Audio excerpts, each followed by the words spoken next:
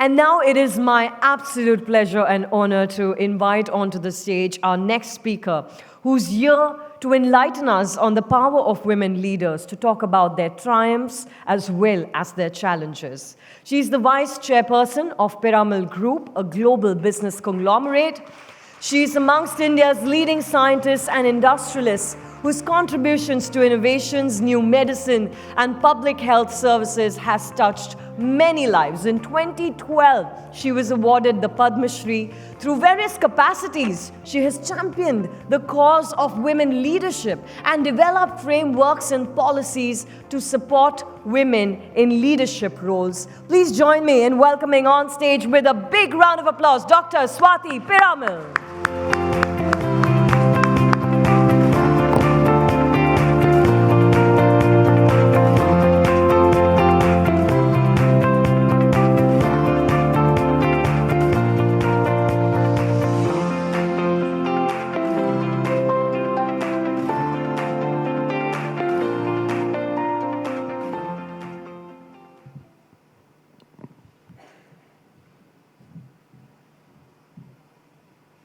Thank you to ET and to Femina.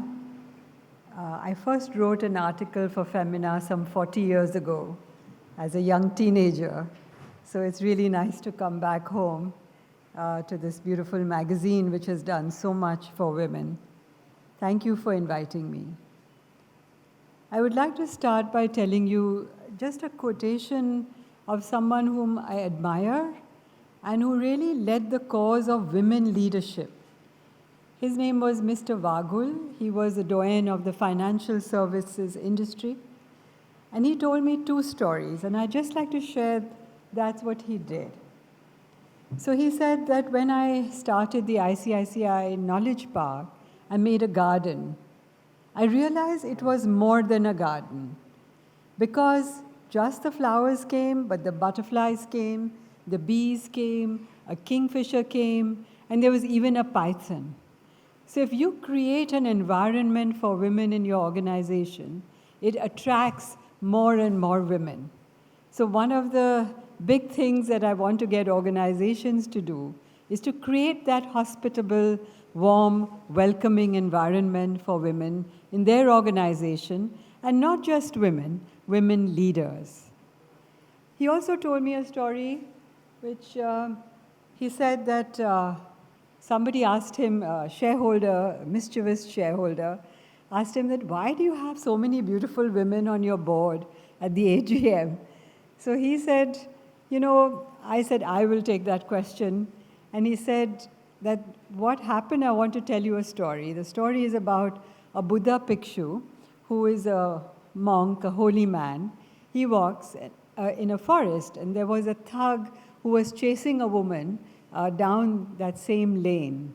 And there was a fork on the road, and the woman went to one of the forks.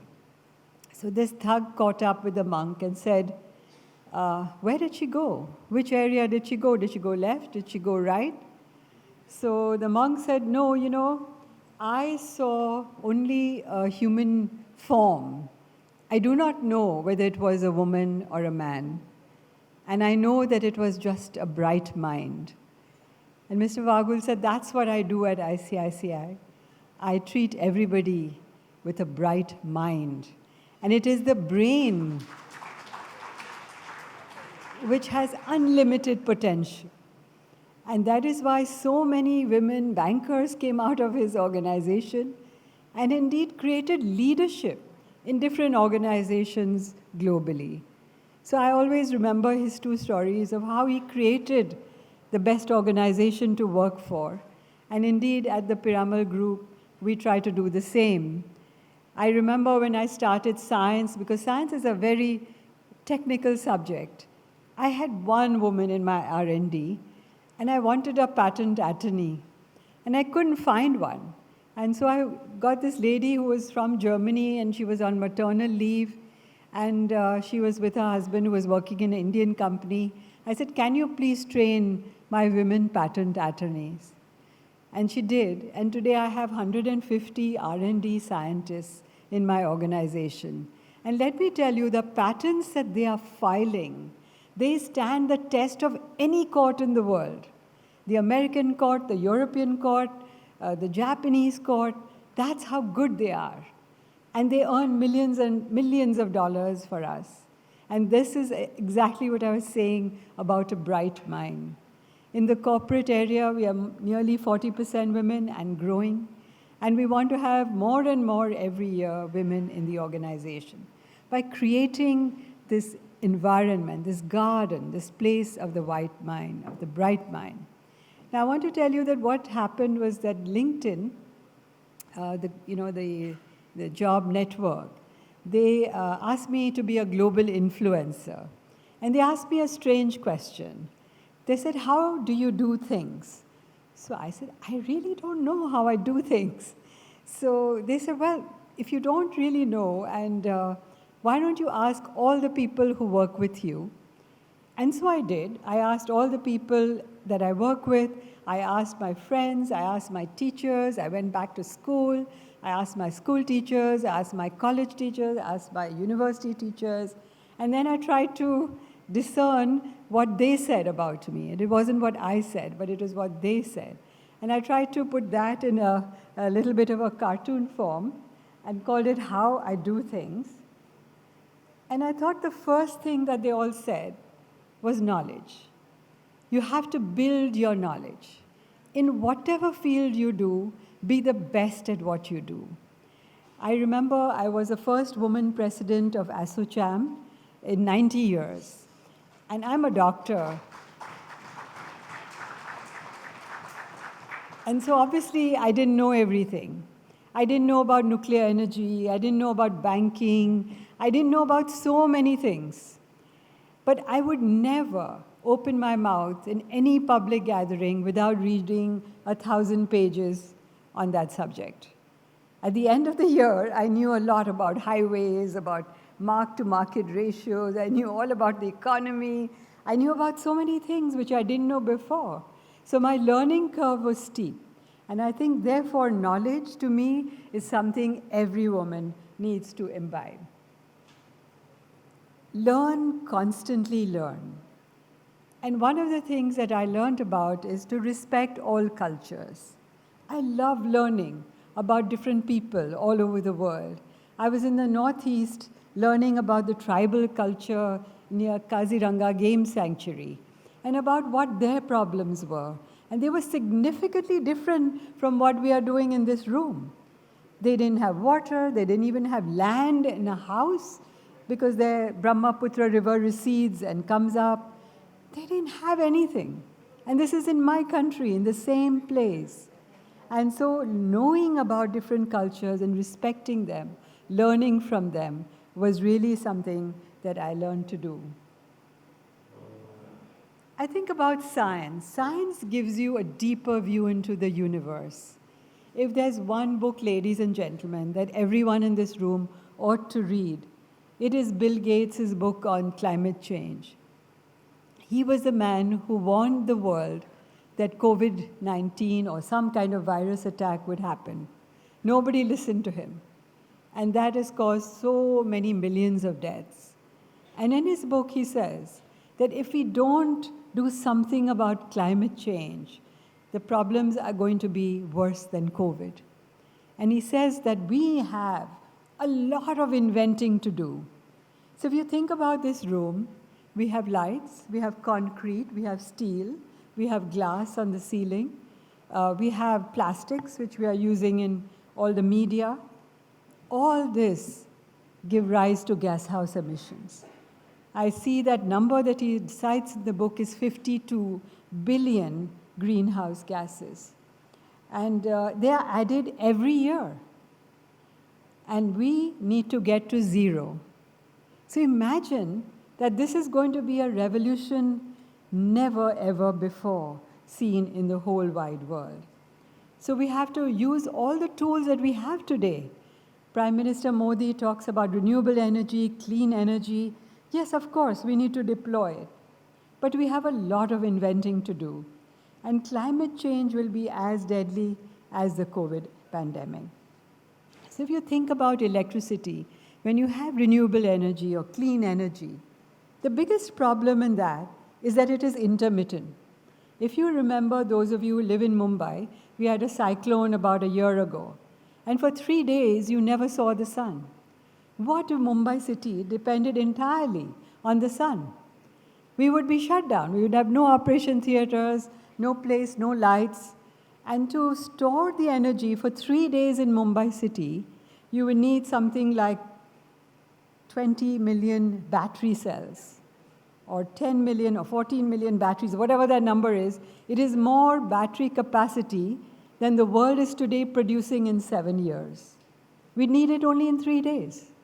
The problem is the intermittentness of renewable energy. And to solve this problem, we are going to have to do something amazing. We would have to do innovation in which, if the wind power is in North Rajasthan, how does it go to Chennai? How does it go from the Brahmaputra River to the east? We'd have to make new power lines, new lines under the ground, new battery capacity, and maybe new ways of nuclear fission. We have a nuclear facility right in Mumbai city. And what can we do to make it safe, to make it enough to produce more energy? So I think these are the really big areas of innovation which are needed. And therefore, relentless hard work in the area of science. I'm so proud of my women scientists who are doing just amazing work in making the universe much better. So planning every detail meticulously and doing it and executing it. And I think those grand plan has to be built in values. In many women that I speak to, they say, we just simply don't have time. We have children, we have cooking to do. As the interviewer was asking me, women have 2 jobs and men have only 1. And so therefore they have more time and women have less time. But I never let that deter me, because I think that our minds have unlimited potential. We can think more, we can do more, and there are 2 skills, I think, in particular to women, which I like very much. One is networking. I can pick up the phone and call a woman friend and say, look, tell me about the economy, and she will. If I pick up the phone and tell her that, look, can you stand in for me as a support system, a mother, a grandmother, we have that. And so we have this massive base that we can really grow and really do well. So don't ever get deterred by saying, oh, I've got too much to do, life is too difficult, I've got to handle my children. I never let that deter me, and I hope you don't, because the mind really has unlimited potential. I think, and just being in India, and just being this ancient civilization, all this knowledge, all these hard work, all these values have to be centered in spirituality. There's a beautiful story of a courtesan who was in the time of the Buddha, and she left everything and became a part of the lady monks in Buddha's court. And she wrote the first book. Imagine, 5,000 years ago. She wrote a poem and she wrote books. And I think that was so wonderful that the first book in the world was written by a woman. And she was a monk, she was a courtesan, but she didn't let that deter her. And she really became one of the most learned people in that sect. So spirituality has to be centered on all our values. One of the tricks that I've learned is using creativity, using the arts, music or theater or any of the arts to convey a message. Nitin Noria, who was the dean of the Harvard Business School, told me, if you don't want to be a boring, speech or a boring business people, try and use the arts because they will convey the right message. And it's a very nice trick because it reaches straight to the hearts of people. So using creativity, using the arts is very moving and it's very inspiring. So artists create this sublime experience, and therefore using the arts is a very important part of our lives. I think we have to make the world a joyful and beautiful place. At the back of this picture is a line drawing of Mother Teresa. I had the fortune of meeting her. She came to my clinic. And she said, she wrote to me that in the suffering people that you are serving, children in particular, these are works of joy and these are works of peace. So Mother had this important message that whatever you do, make this world a joyful, beautiful, and healthy space. My mother was a very strong woman, and the previous speaker was talking about her mother, who is here. And really, I miss her today because she passed away sadly last year. But she used to say, Mara vocabulary ma D or depression nathi. It means in Gujarati, D is not a word in my vocabulary. And I would always remember her for that, because whenever you feel down, whenever you feel things aren't quite going your way, remove this word from your vocabulary and say, look, I want to go forward. Be joyful in everything that you do. I think gardens and little gardens are very important. As you know, in climate change, what we grow, and how we eat are going to be the smallest unit of the gas house emissions that we can stop. And how do we do this? We grow a tree nearby, we grow plants, we don't waste food, we grow food which is more healthy, like the millets what Prime Minister Modi's been advocating. And so I think that gardening and growing things is very important for the future. Health, wellness, and nutrition go together.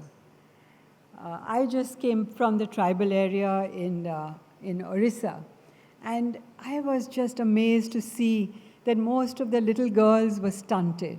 They had malnutrition. And this is an intergenerational problem. If I give them some sort of, let's say, Maggi noodles, and I give them enough calories, it isn't going to cure their stunting. And so the problem is much more complex than ever before. And therefore, nutrition, health, and wellness is something that women are naturally inclined to do. The interviewer was asking me about, what do you think about women in healthcare? I said, women are natural healthcare nutritionists. They know how to give nutritional food to their families. They know how to take care of them. And therefore, the number of doctors in the healthcare space is rising, of women doctors, and it's really now close to 50% in most medical schools. I think women have the strength and compassion to be a leader. I have just got 2 grandchildren. They are aged 4 months. And I wonder what kind of world I'm leaving to them.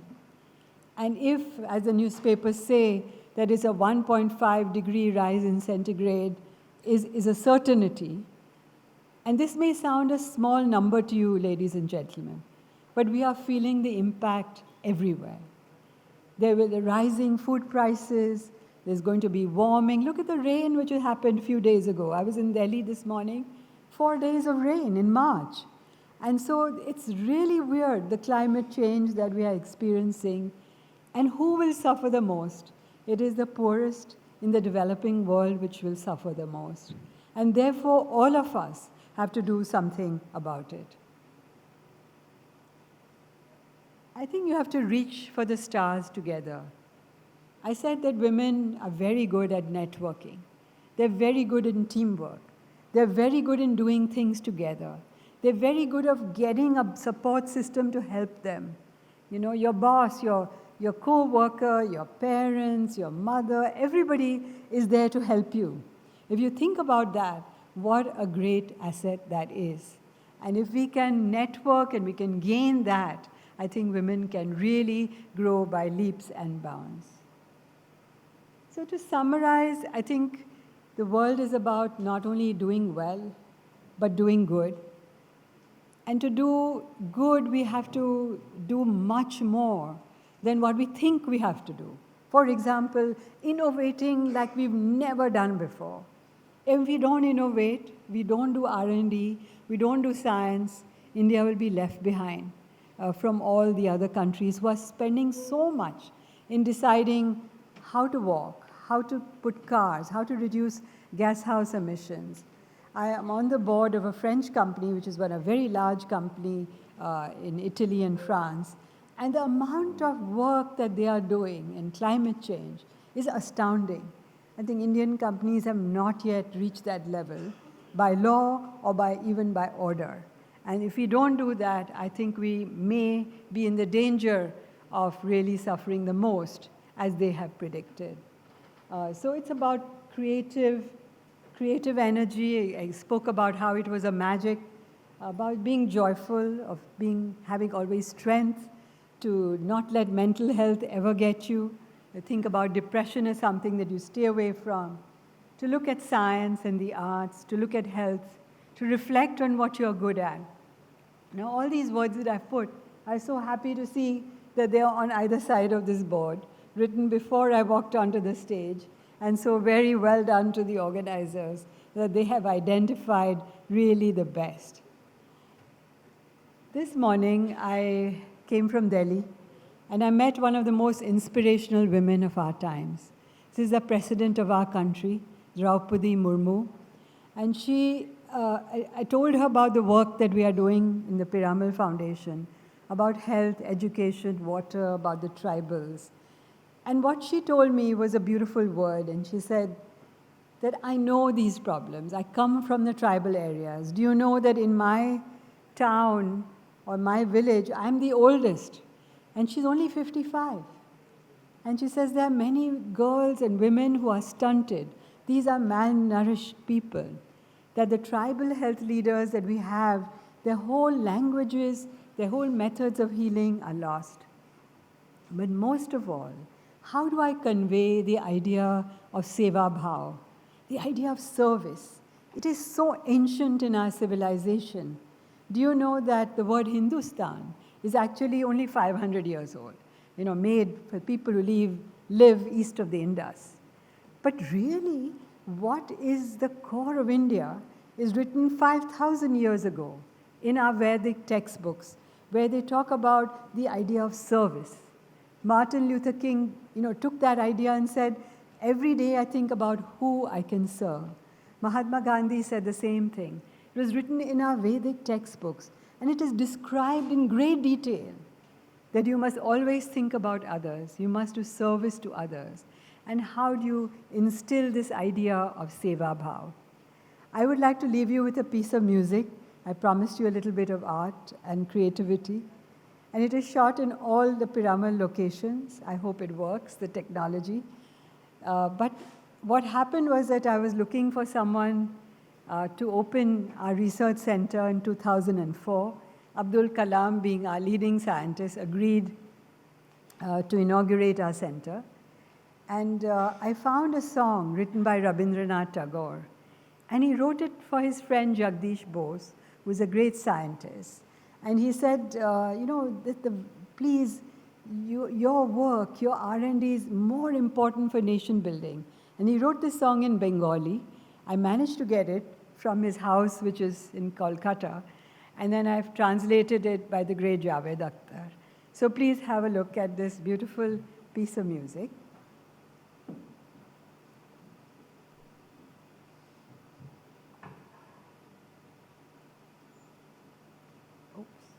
Can I play this?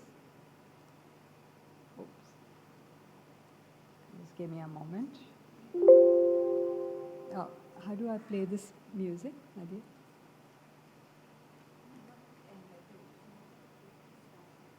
Okay. Okay, just can you play? Please.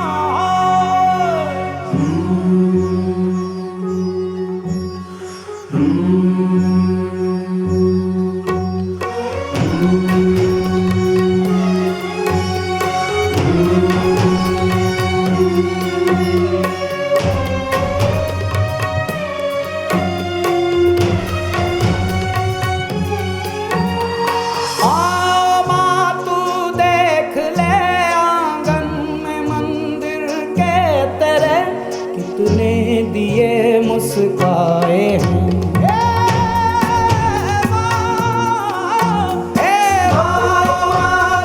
देख ले आंगन में मंदिर के तेरे बेटे सारे आए हैं। शुभ शंख गूंजे जाए हैं, घनी रात का कर अंत तू, अब दे प्रकाश तुरंत तू, तेरे पथ के राही आए हैं। शुभ शंख गूंजे जाए हैं, शुभ शंख गूंजे जाए हैं। मानव की जय, मानवता की जय, हो तपस्या की विजय। जय हे, जय हे, जय हे, जय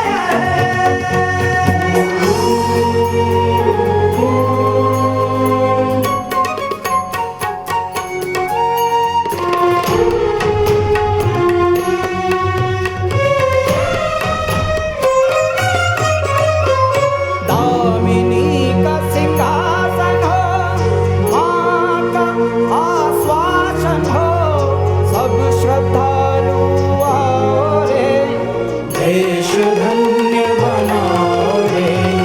योग वालो, त्याग वालो, अनंत पीड़ा पाने वालों,